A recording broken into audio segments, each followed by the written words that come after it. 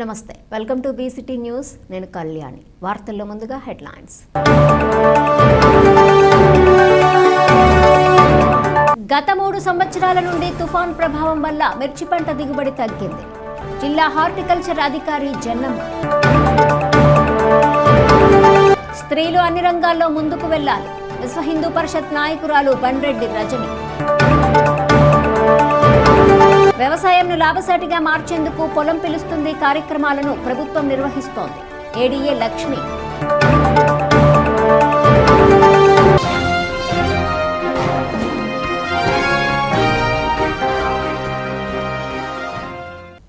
గత 5 ఏళ్ల వైసీపీ అసమర్థ పాలన వల్ల ఆంధ్రప్రదేశ్ రాష్ట్రం తీవ్రంగా నష్టపోయిందని రాష్ట్ర మంత్రి అచ్చెన్నాయుడు అన్నారు.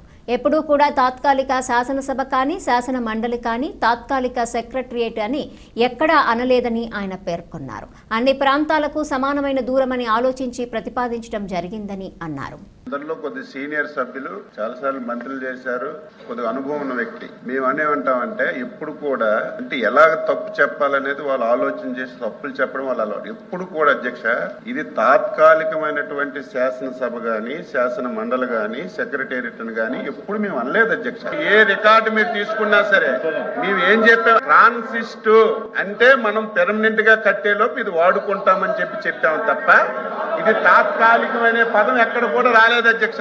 నెంబర్ 1 అధ్యక్ష.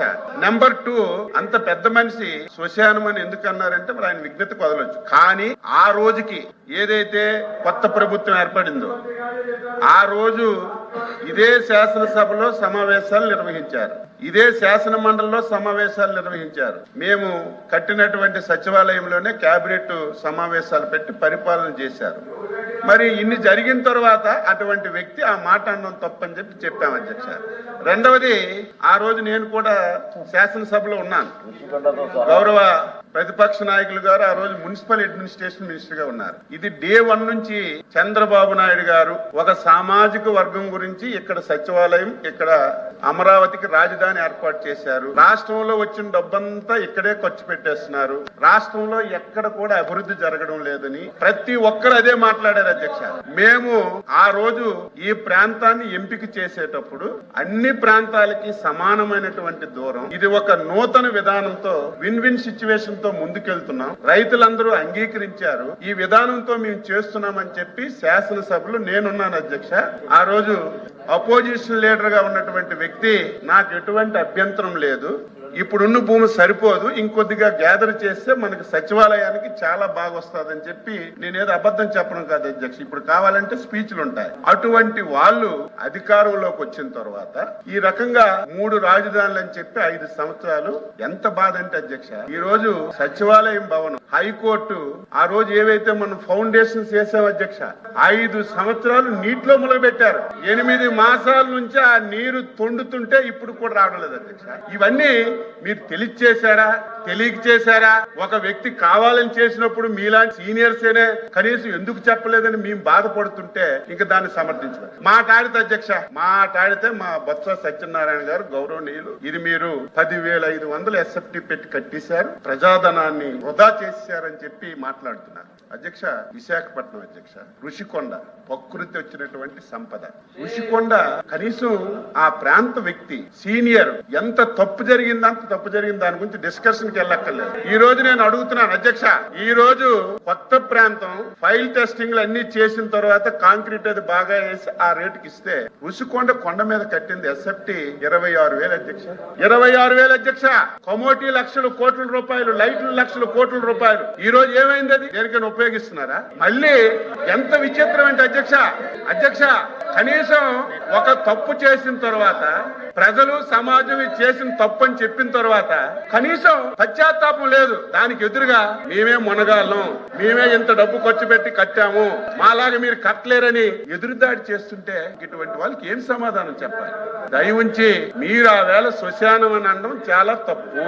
శ్మశానం అన్న వాళ్ళు ఈ ప్రాంతానికి 5 సంవత్సరాలు మీరు రాకపోతే శ్మశానం అంటే దానికి అర్థం ఉంటుంది. శ్మశానం అని అన్ని రోజు కూడా శ్మశానంలో విధంగా మాట్లాడారు మీరు. అది నా బాధ. కాబట్టి మనం మాట్లాడేటప్పుడు ఇప్పుడు కూడా రైతులకి ఏదో ముష్టంటే తప్పని చెప్పాను. అలా మాట్లాడకూడదమ్మా, తప్పది, గౌరవించాలని చెప్పాను. ఎవరైనా సరే కొంచెం మనకు అనుభవం ఉన్నప్పుడు తెలిసినప్పుడు మాట దొరుకుతుంది. నేను ఇంత స్పీడ్ గా మాట్లాడేటప్పుడు ఒక మాట తప్పు మాట్లాడచ్చు, మళ్ళీ తెలుసుకొని మనం సరి చేసుకోవాలి. కొత్త వాళ్ళకి తెలియకపోవచ్చు, మీరు సీనియర్. నా బాధ అంతా ఏంటంటే ఆయనకి తెలియకపోయినా 5 సంవత్సరాలు ఈ రాష్ట్రాన్ని కళ్ళ ముందు చాలా తప్పులు మీకు కూడా తెలుసు. ఆయన ఆబ్సెన్స్ లో మీరు కూడా మాట్లాడుకున్నారు. కానీ ఒక్కరు కూడా చెప్పకపోవడం వల్ల 5 సంవత్సరాలు ఈ రాష్ట్రం ఎంత దారుణంగా నష్టపోయింది. 5 సంవత్సరాల్లో ఒక్క డిఎస్సి కూడా వైసీపీ వేయలేదని మంత్రి నారా లోకేష్ బాబు అన్నారు. ఈ నెలలోనే మెగా డిఎస్సి నోటిఫికేషన్ వస్తుందని రాష్ట్ర మంత్రి అన్నారు. 70% టీచర్ పోస్టులు భర్తీ చేయడం జరిగిందన్న విషయం గుర్తు చేసుకోవాలని ఈ సందర్భంగా ఆయన పేర్కొన్నారు. సభ్యులు వాస్తవాలను తెలుసుకోవాలని అన్నారు. మొదటి ప్రశ్నకి సమాధానం అవునండి. రెండో మూడో ప్రశ్నకి సమాధానం మెగా డిఎస్సి నోటిఫికేషన్ త్వరలో జారీ చేస్తా అధ్యక్ష. ప్రతిపక్ష పార్టీకి చెందిన నాయకులకి ఇక్కడ ఓపిక లేదు కనుక ఒక విషయం చాలా స్పష్టంగా చెప్పదలుచుకుని, ఎందుకంటే నిరుద్యోగ యువకులందరూ ఆశతో మమ్మల్ని చూస్తున్నారు. వాళ్ళందరికీ నేను సమాధానం చెప్పాల్సిన అవసరం ఉంది అధ్యక్ష. నిరుద్యోగం మీద ఆయన మాట్లాడుతున్నారు. కూర్చోండి, మీరు కూర్చొని వినండి. డిఎస్సి విషయం నేను చెప్తున్నాను, మీరు ప్రశ్న సమాధానం చెప్తున్నారు. 1 మినిట్ సార్. ఇప్పుడు మీరు ఏదైతే నిరుద్యోగుల గురించి అడుగుతున్నారో దాని మీద కన్సర్న్ మినిస్టర్ గారు మాట్లాడుతుంటే మీరు కూర్చుని వినాలి కదా. వినాలి కదా అన్నాను. ఇప్పుడు మీకు ఏం కావాలి? కాదండి, అదే విషయం చెప్తున్నారు.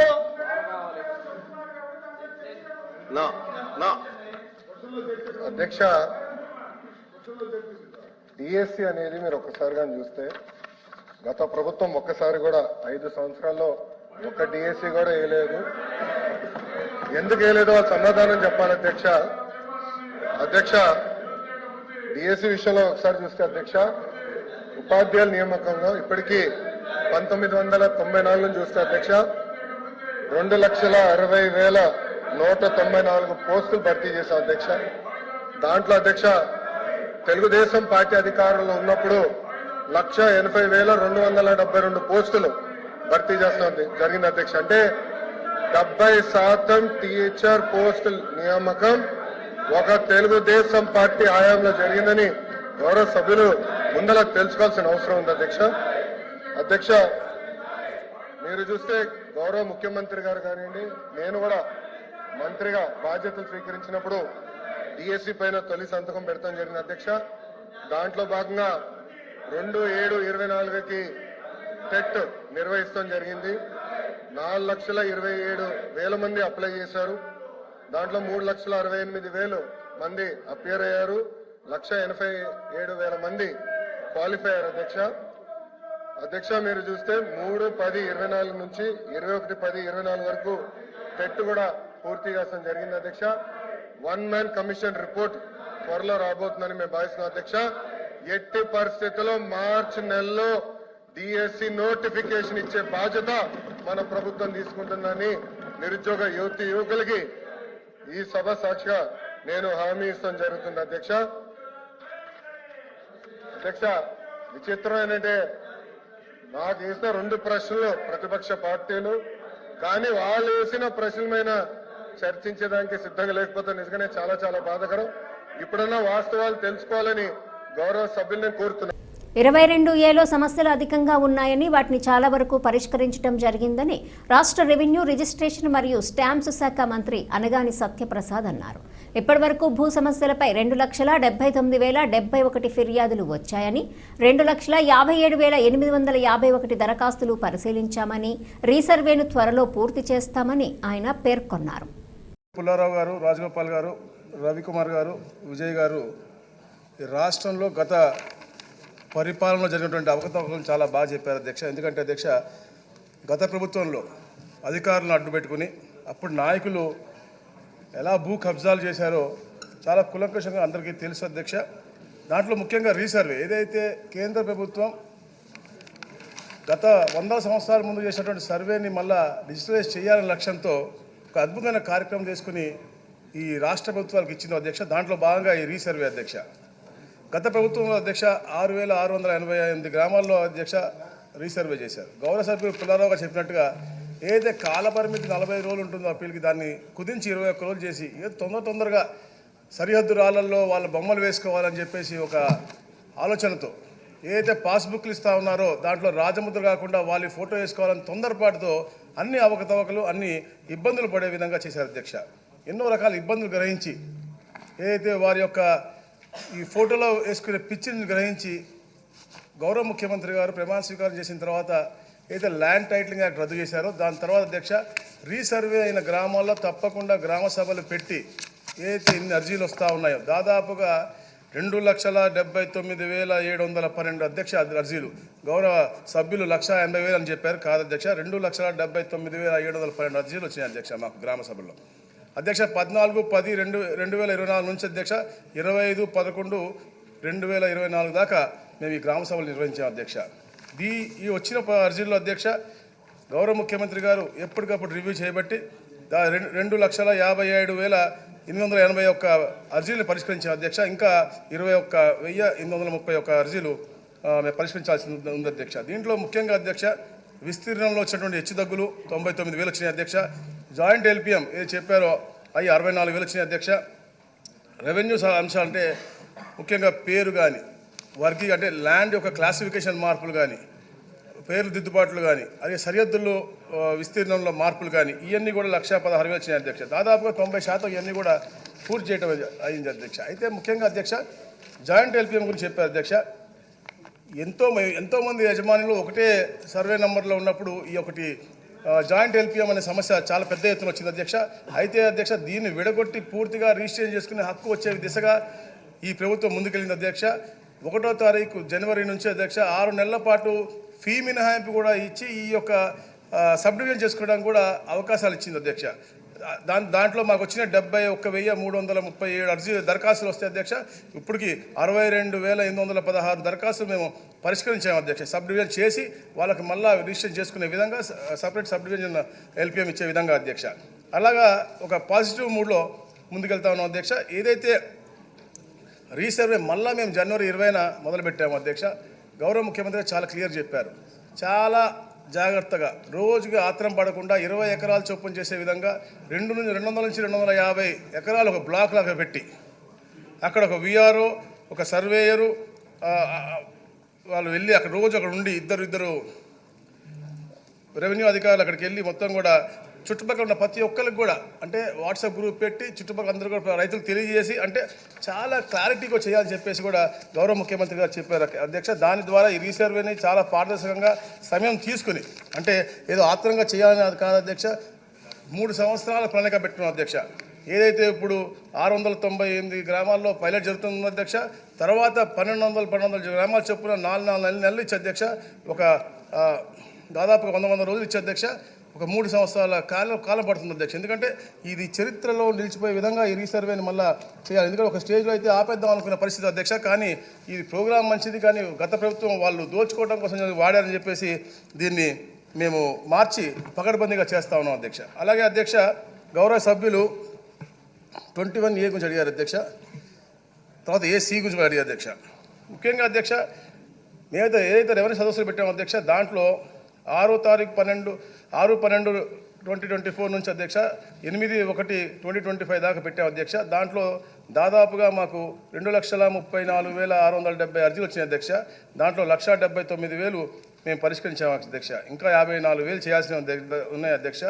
ముఖ్యంగా 22Aలోనే ఎక్కువ సమస్యలు ఉన్నాయి కాబట్టి అధ్యక్ష క్లియర్గా మా అధికారులు గౌరవ ముఖ్యమంత్రి గారితో మాట్లాడి ఏదైతే మేము 17/2/2025 ఇచ్చాము అధ్యక్ష. ఏదైతే నిషిద్ధ జాబితా 22Aలో ఉన్నాయి అధ్యక్ష అవన్నీ కూడా తొలగించడానికి ఒక పారదర్శకమైన మార్గం కూడా చెప్పాము అధ్యక్ష. ఎలా తొలగించాలి ఎవరెవరు అధికారులు ఏంటి అనేది అది కూడా మా సభ్యులందరికీ కూడా నేను తెలియజేస్తాను అధ్యక్ష. అలాగే అధ్యక్ష ఏదైతే 22A1C చెప్పారు అధ్యక్ష మొన్న పోయిన క్యాబినెట్లోనే గౌరవ ముఖ్యమంత్రి గారు ఒక జియో వేశారు అధ్యక్ష. దీని మీద అధ్యయనం చేయమని చెప్పేసి గౌరవ ఎండోమెంట్స్ మినిస్టర్ గారు అలాగే ఫైనాన్స్ మినిస్టర్ గారు మైనార్టీ వెల్ఫేర్ మినిస్టర్ గారు అలాగే మనకి ఇండస్ట్రీస్ మినిస్టర్ గారు ఇదంతా కూడా ఒక జియో వేశారు అధ్యక్ష. దాని మీద అధ్యయనం చేసి తప్పకుండా త్వరలోనే దానికి ఒక ఆన్సర్ తీసుకొస్తానని చెప్పేసి తెలియజేస్తా ఉన్నాం అధ్యక్ష. అలాగే గ్రామ కంఠం గురించి చెప్పారు. గ్రామ కంఠంలో రీసర్వే అధ్యక్ష స్వామిత్వ కింద పంచాయతీరాజ్ డిపార్ట్మెంట్ వాళ్ళు చేస్తాను అధ్యక్ష. తప్పకుండా అది కూడా ఎక్కడ కూడా భూ యజమాని అనేవాడు ఇబ్బంది పడకూడదు.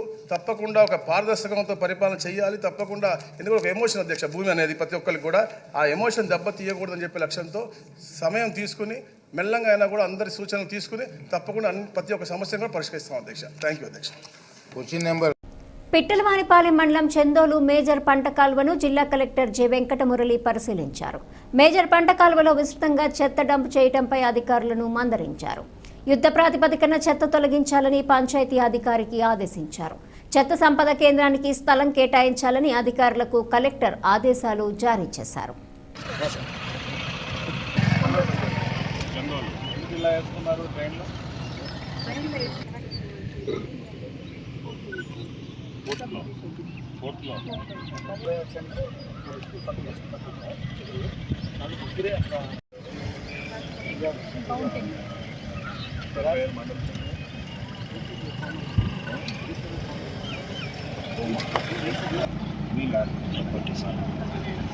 దాన్ని మనం ఏం చేస్తామంటే చూసుకోవాలి. అండ్ ఇక్కడ ఉన్న చెత్తని అంతా ఎత్తిచ్చేసి క్లీన్ చేసి చేసుకోవాలి. క్లీనింగ్ దాని వైడనింగ్ రూల్స్ ప్రకారం ఎంత ఉందో అది చేసుకునేటువంటిది మీ బాధ్యత. అండ్ సర్పంచ్ గారు వాళ్ళు కూడా పబ్లిక్ సపోర్ట్ ఇచ్చేదానికి కోఆర్డినేషన్ చేసుకునేటట్టు మినిట్స్ రాసి పెట్టండి. బాపట్ల నియోజకవర్గంలోని పిట్టలవానిపాలెం మండలంలో గల చందోల్లోని శ్రీ బగలాముఖి అమ్మవారి దేవస్థానంలో బగలాముఖి అమ్మవారిని జిల్లా కలెక్టర్ జె వెంకటమురళి దర్శించుకున్నారు. శ్రీ బగలాముఖి అమ్మవారి దేవస్థానంలో బగలాముఖి అమ్మవారికి ప్రత్యేక పూజలు నిర్వహించారు. ఈ కార్యక్రమంలో తహసీల్దార్, దేవాలయ ఈవో, చైర్మన్ తదితరులు పాల్గొన్నారు.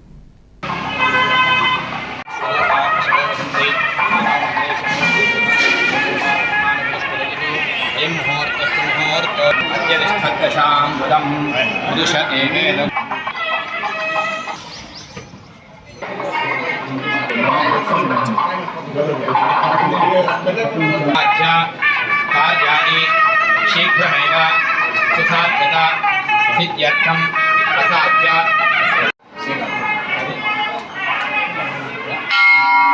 ఆగమార్థం దేవానాం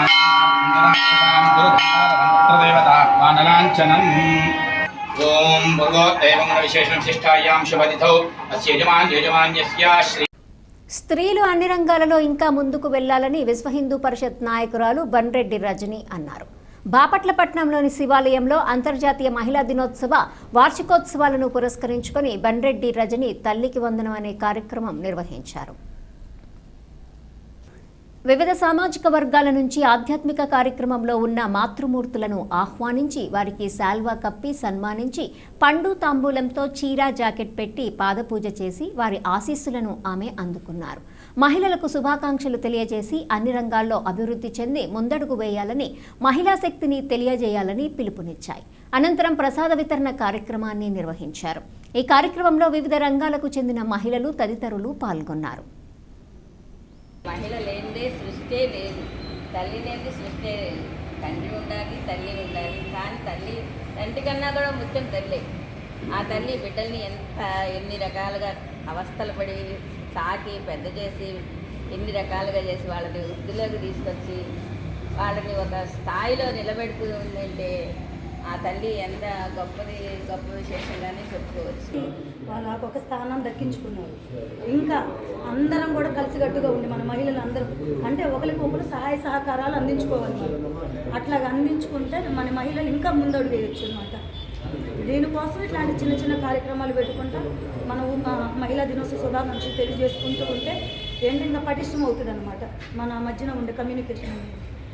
ఇంకొకటి ఏదైనా మన సమస్య వచ్చిన మహిళలకి ఆ సమస్యని కూడా మనం ఎదుర్కోవాలి అంటే మన సామరస్యంగా కలిసి ఉండి సపోర్ట్ పెట్టుకుని ఏంటంటే మనం ఆలోచన శక్తి పెంచుకుని ఆ సమస్యను ఎట్లా పరిష్కరించుకోవాలి, మనం ఎవరి దగ్గరికి వెళ్ళి మనం వాళ్ళ సహాయం పొందాలి, మనం ధైర్యంగా ఎట్లా ముందడుగు వేయాలనేది కూడా మనం ఆలోచించుకోవాల్సిన విషయం. ఎందుకంటే గత 3 సంవత్సరాల నుండి తుఫాను వల్ల మిర్చి పంట దిగుబడి తగ్గుతుందని జిల్లా హార్టికల్చర్ అధికారి జెన్నెమ్మ అన్నారు.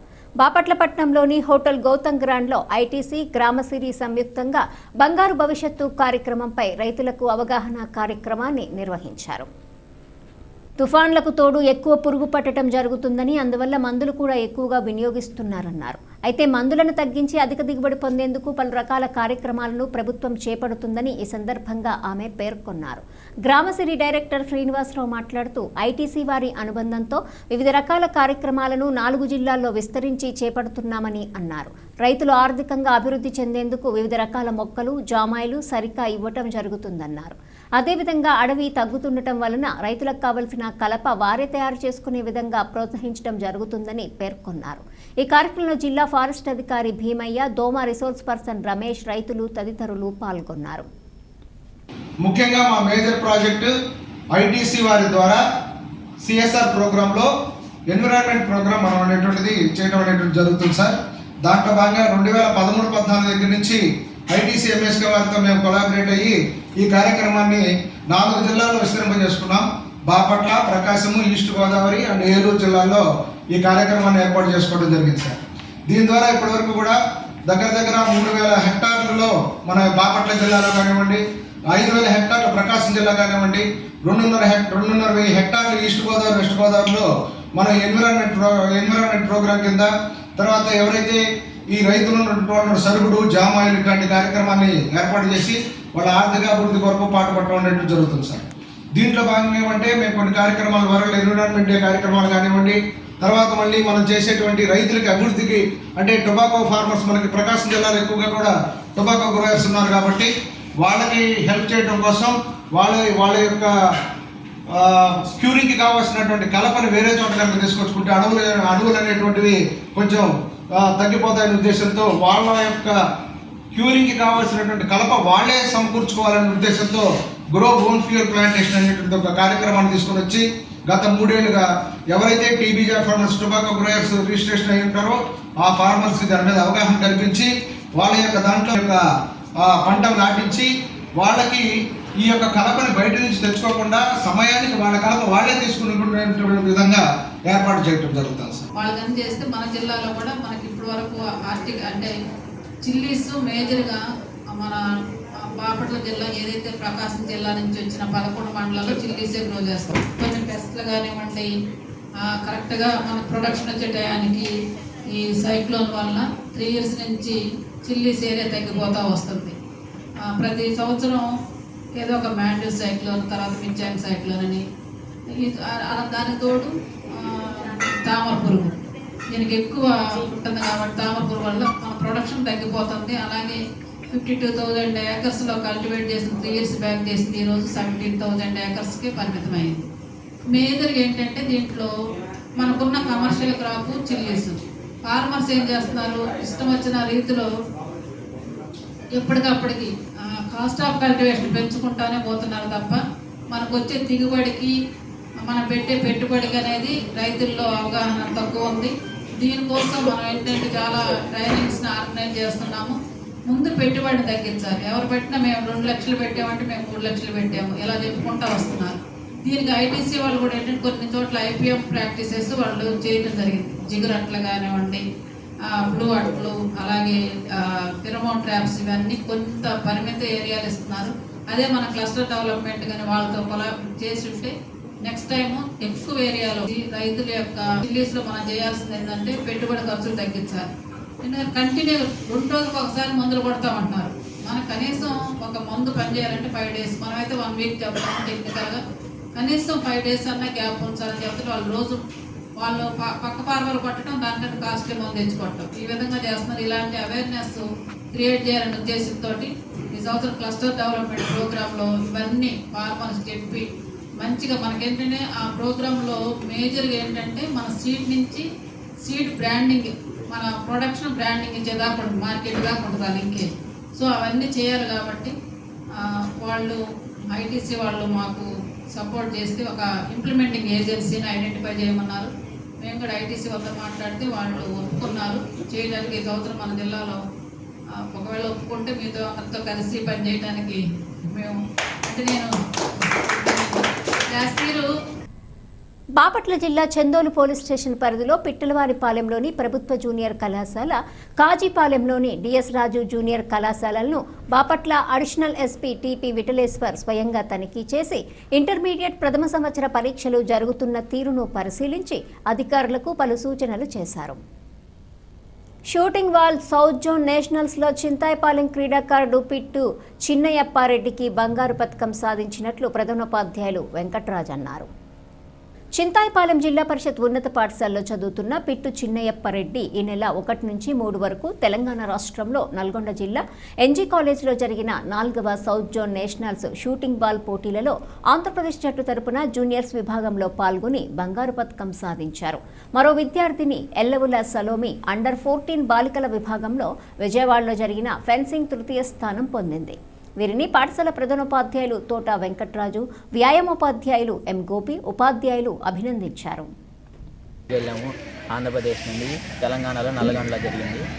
దాంట్లో ఫస్ట్ ప్లేస్ వచ్చింది. Vijayawada fencing third place. Chinnayappareddy 9th class Zilla Parishad ఉన్నత పాఠశాల చింతాయిపాలెం నందు చదువుతున్నాడు. ఇతను south zone national shooting ball Telangana రాష్ట్రంలో నల్గొండ జిల్లాలో ఎన్జీ డిగ్రీ కాలేజీలో తమిళనాడు, కర్ణాటక, కేరళ, గోవా, పుదుచ్చేరి మొత్తం 7 రాష్ట్రాలు కలిపి సౌత్ జోన్ నేషనల్స్ని నిర్వహించడం జరిగింది తెలంగాణ రాష్ట్రం వాళ్ళు. అందులో మన ఆంధ్రప్రదేశ్ టీం తరఫున పిట్టి చిన్నయప్పారెడ్డి మా స్కూల్ విద్యార్థి పాల్గొనడం జరిగింది. ఆంధ్రప్రదేశ్ టీంకి కెప్టెన్గా వహించాడు. మెయిన్ జూనియర్స్ విభాగంలో జూనియర్స్ బౌలర్ల విభాగంలో మన ఆంధ్రప్రదేశ్ టీము ప్రథమ స్థానంలో నిలిచింది, గోల్డ్ మెడల్ సంపాదించడం జరిగింది.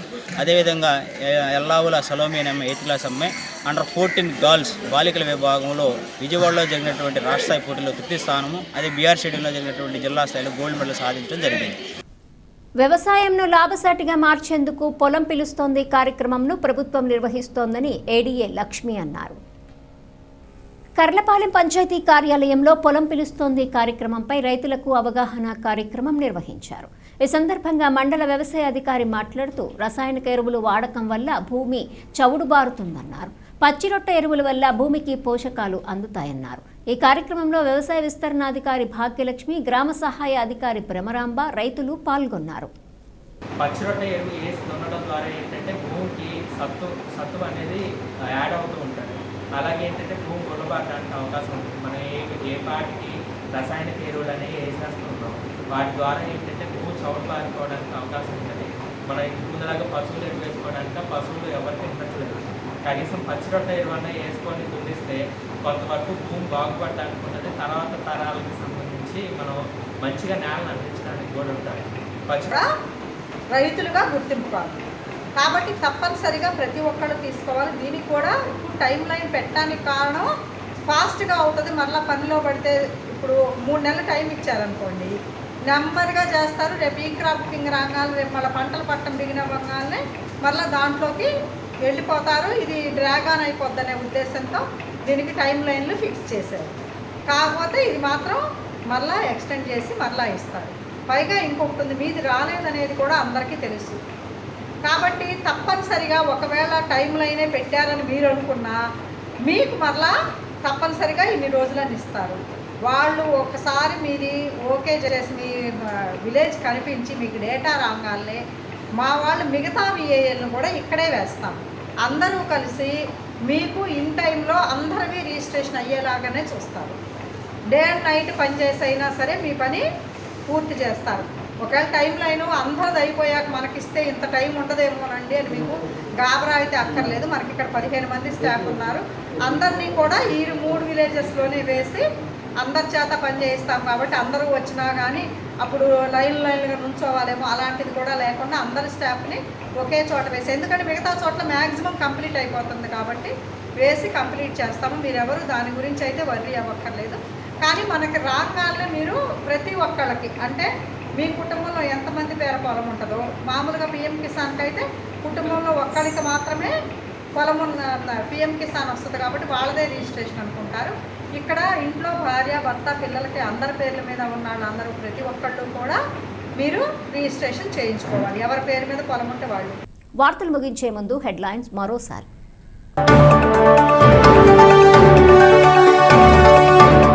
గత 3 సంవత్సరాల నుండి తుఫాన్ ప్రభావం వల్ల మిర్చి పంట దిగుబడి తగ్గింది. జిల్లా హార్టికల్చర్ అధికారి జన్నమ్మ.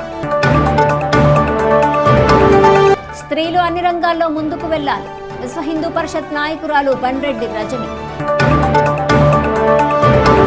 వ్యవసాయంను లాభసాటిగా మార్చేందుకు పొలం పిలుస్తుంది కార్యక్రమాలను ప్రభుత్వం నిర్వహిస్తోంది.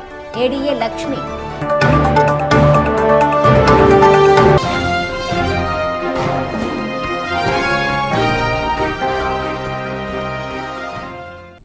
ఈ వార్తలు ఇంతటితో సమాప్తం. తిరిగి ప్రసారమయ్యే బీసీటీ న్యూస్లో మళ్ళీ కలుసుకుందాం. అంతవరకు సెలవు. నమస్కారం.